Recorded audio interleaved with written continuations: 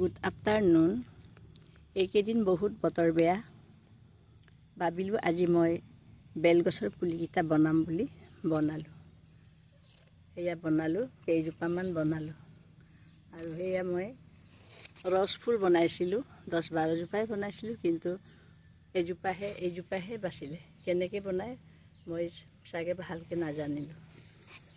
আপোনালোকে অলপ কেনেকৈ বনায় মই চাব লাগিব।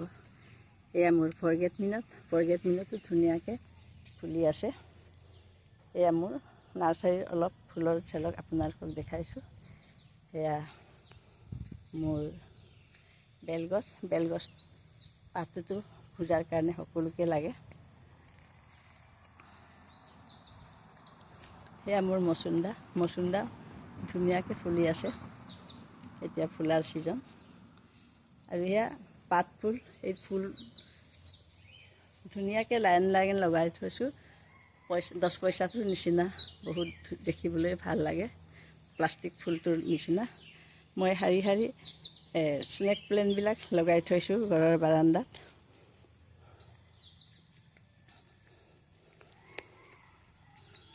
এয়া বিল্ডিং হাৰ্ট পুলি বনাই থৈছোঁ, এই বগা জবা আৰু একযোৰা এইটো হালধীয়া জবা। এয়া একযোৰা ধুনীয়াকৈ ফুলি আছে। এতিয়া 12 মাহেই ফুলে, কিন্তু এতিয়া বেছি ফুলাৰ ছিজন। এয়া বগা জবাবিলাক ধুনীয়াকৈ ফুলি আছে।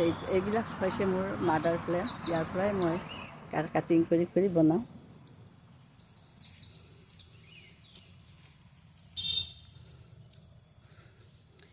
এতিয়া ছামাৰ ছিজন, ফুলবিলাক ধুনীয়াকৈ লহপহকৈ বাঢ়িছে।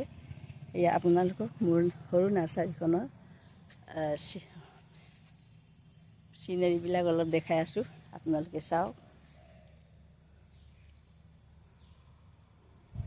বহুতেই ফুল সৰু বহুতেই ফুল আছে, কিন্তু সকলো ফুলবিলাকৰ নাম মই বিশেষ নাজানো। তথাপিও মই ফুল ভাল পাওঁ কাৰণে সৰুকৈ এখন নাৰ্চাৰী খুলি আছোঁ।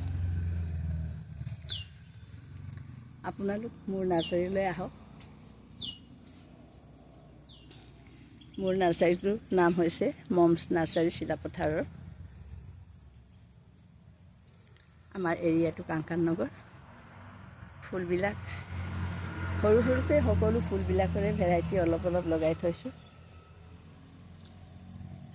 আপোনালোকৰ মৰম চেনেহত মই এই ফুলবিলাকক লগাই ৰাখিছোঁ। সকলোৱে যেন মোৰ নাৰ্চাৰীলৈ আহক।